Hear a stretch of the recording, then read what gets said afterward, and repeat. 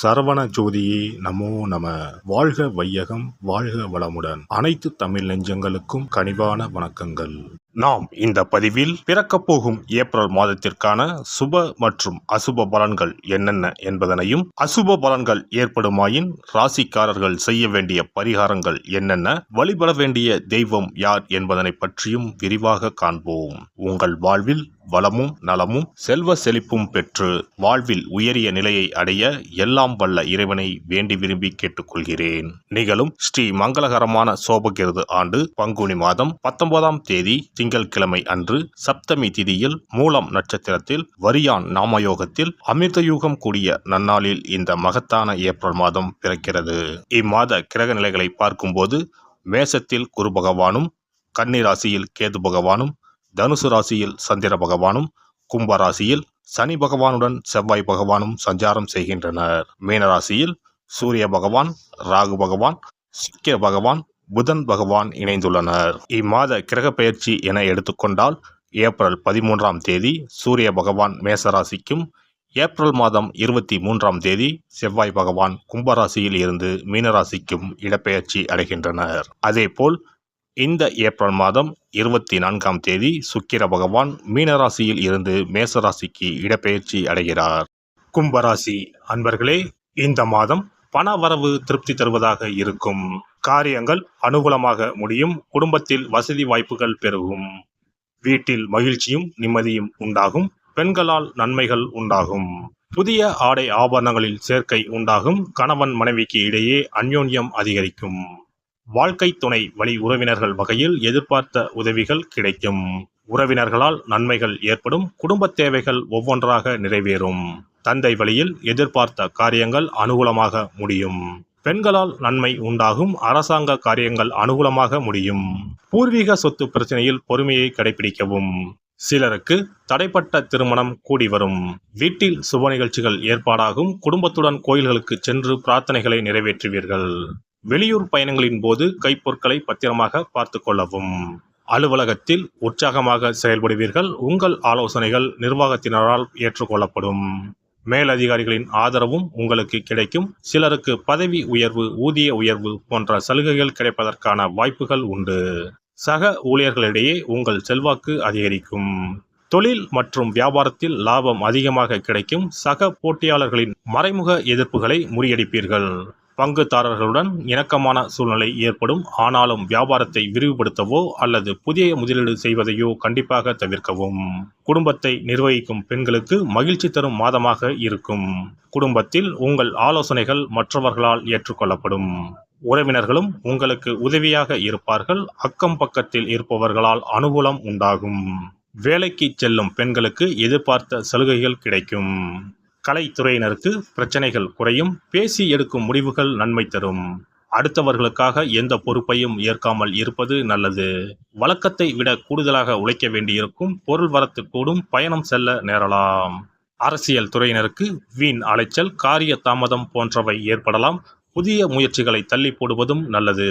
காரிய அனுகூலம் ஏற்படும். உணர்ச்சிகரமாக பேசி மற்றவர்களை கவர்வீர்கள். எல்லாவற்றிலும் எதிர்பார்த்த நன்மைகள் உண்டாகும். பணவரத்து கூடும். மாணவர்களுக்கு விளையாட்டில் ஆர்வம் உண்டாகும். பாடங்களை கவனமாக படிப்பது முன்னேற்றத்திற்கு உதவும். நட்சத்திர பலன்கள் அவிட்டம் 3, 4ஆம் பாதம். இந்த மாதம் தொழில் வியாபாரத்தில் ஈடுபட்டு இருப்பவர்கள் கூடுதலாக பணியாற்ற வேண்டும். ஆர்டர்கள் கிடைக்க அலைய வேண்டியிருக்கும். பணவரத்து இருந்தாலும் கொடுக்கல் வாங்கலில் கவனம் தேவை. உத்தியோகத்தில் இருப்பவர்கள் கவனமாக செயல்படுவது நல்லது. புதிய பதவிகள் தொடர்பான விஷயங்கள் தாமதப்பட்டாலும் பொறுப்புகள் அதிகரிக்கும். சதயம் நட்சத்திரம். இந்த மாதம் குடும்பத்தில் இருப்பவர்களை அனுசரித்து செல்வது நன்மை தரும். வாழ்க்கை துணையின் உடல் நலனில் அக்கறை தேவை. சிறிய விஷயங்களுக்கும் கூட கோபம் வரலாம். அதனால் உறவினர்கள், நண்பர்களிடம் கவனமாக பேசுவது நல்லது. விபரீத ஆசைகள் ஏற்படலாம். கவனம் தேவை. பூரட்டாதி 1, 2, 3ஆம் பாதம். இந்த மாதம் பேச்சின் இனிமை, சாதுரியம் இவற்றால் எடுத்த காரியங்களில் சாதகமான பலன் பெறுவீர்கள். உங்கள் பொருட்களை கவனமாக வைத்துக் கொள்வது நல்லது. பரிகாரம்: சஷ்டி கவசம், சண்முக கவசம் பாராயணம் செய்து முருகனை வழிபடுவது காரிய தடைகளை நீக்கும். எதிர்ப்புகள் நீங்கும். அதிர்ஷ்ட தினங்கள் 28, 29, 30. சிறப்பு பரிகாரம்: கடன் சீக்கிரம் அடைபட செவ்வாய்க்கிழமை இந்த எளிய பரிகாரம் செய்யுங்கள்.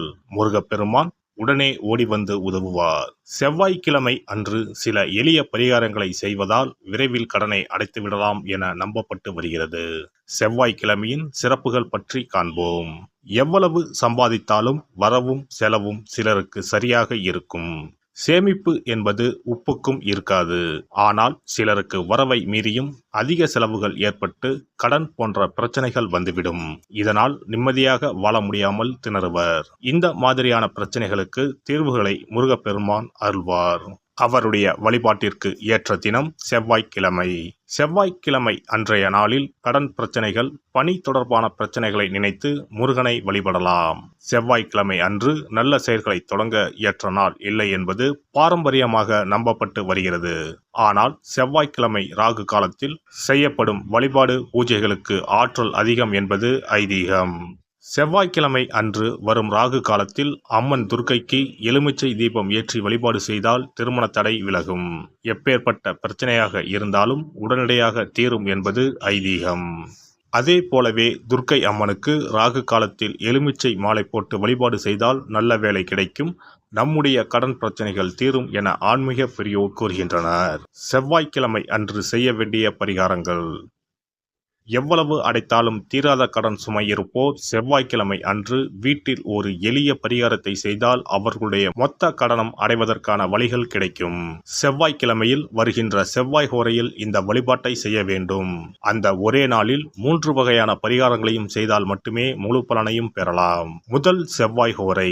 செவ்வாய்க்கிழமை அன்று காலை 6 மணி முதல் 7 மணி வரையிலும் செவ்வாய் ஹோரை இருக்கிறது. அப்போது பாசிப்பயிறு அல்லது பச்சை பயிறு ஆகியவற்றில் ஏதேனும் ஒன்று வெல்லம் போட்டு பாயாசம் செய்து பூஜை அறையில் சுவாமிக்கு படைக்க வேண்டும். வீட்டு பூஜை அறையில் விளக்கேற்றி எங்களுடைய வீட்டின் கடன் சுமைகள் விரைவில் அடைபடுவதற்கான வழிவாய்ப்பை எங்களுக்கு கண்முன்னே காட்டுங்கள் என குலதெய்வம், இஷ்ட தெய்வம் எல்லோரிடமும் பிரார்த்தனை செய்ய வேண்டும். இரண்டாவது செவ்வாய் ஹோரை செவ்வாய்க்கிழமை அன்று பகல் பொழுதில் 1 மணி முதல் 2 மணி வரை இருக்கிறது. அப்போது பச்சரிசியை சுத்தம் செய்து அதனுடன் பச்சை பயிறு, வெல்லம் ஆகியவற்றை கலந்து வீட்டு பூஜை அறையில் வீட்டிற்கும் சுவாமி படத்தின் முன்பு வைக்க வேண்டும். பின்னர் நாங்கள் கோமாதாவிற்கு செய்யும் இந்த தானத்தை ஏற்று எங்களுடைய கடன் சுமை குறைந்து நிம்மதியான வாழ்க்கை கிடைக்க 30 முக்கோடி தேவர்களும் அருள் புரிய வேண்டிக் கொள்கிறோம் என மனதினுள் பிரார்த்தனை செய்ய வேண்டும். உங்களுடைய வீட்டில் யாரின் பெயரில் அதிகமான கடனை வாங்கி இருக்கிறீர்களோ அவர்களின் கையால் பாசிப்பயறு வெல்லம் கலந்த பச்சரிசியை கோமாதாவிற்கு தானமாக கொடுங்கள். பசுமாட்டிற்கு இந்த தானத்தை செய்த பிறகுதான் அன்றைய தினம் பகலில் உணவு சாப்பிட வேண்டும். ஒருவேளை நீங்கள் பணிக்கு செல்பவராக இருந்தால் காலையில் இதையெல்லாம் தயார் செய்து கையில் எடுத்துக்கொண்டு சென்று விடுங்கள். உங்கள் மனதிற்குள் எல்லாவற்றையும் பிரார்த்தனை செய்துவிட்டு பணியிடத்திற்கு அருகில் உள்ள பசுமாட்டிற்கு வழங்கலாம். மூன்றாவது செவ்வாய் ஹோரை. 3ஆம் செவ்வாய் ஹோரை செவ்வாய்க்கிழமை அன்று மாலை 6 மணிக்கு மேல் வரும். அப்போது உங்கள் வீட்டு பூஜை அறையில் ஒரு நெய் தீபத்தை ஏற்றுங்கள். நீங்கள் வழக்கமாக ஏற்றும் தீபத்தினை தவிரவும் மற்றொரு அகல் விளக்கில் நெய் தீபம் கட்டாயம் ஏற்ற வேண்டும். இது முருகனுக்காக ஏற்றும் தீபமாகும். இந்த தீபத்திற்கு முன்பாக நின்று கடன் அடைபடும் வழியை காட்டு அப்பனே முருகா, கடனே இல்லாமல் வாழும் வாழ்வை தந்தருள் இறைவா என முருகப்பெருமானிடம் மனமுருகி வேண்டிக் கொள்ளுங்கள். இந்த பரிகாரங்களை நம்பிக்கையுடன் செய்தால் மட்டுமே நிச்சயம் உங்களுடைய கடன் விரைவில் அடைபடும். எல்லாம் வல்ல இறையருளால் நீங்களும் உங்கள் அன்பு குடும்பமும் உடல் நலம், நீலாயுள், நிறை செல்வம், உயர் புகழ், மெய்ஞானம் ஓங்கி வாழ்க வளமுடன். இந்த வீடியோ பதிவு உங்களுக்கு பிடித்திருந்தால் லைக் பண்ணுங்க, கமெண்ட் பண்ணுங்க, ஷேர் பண்ணுங்க, மறக்காம சப்ஸ்கிரைப் பண்ணுங்க, பக்கத்துல இருக்கிற பெல் பட்டனை கிளிக் பண்ணுங்க. நன்றி, வணக்கம். ஓம் நமச்சிவாய. சிவாய நம.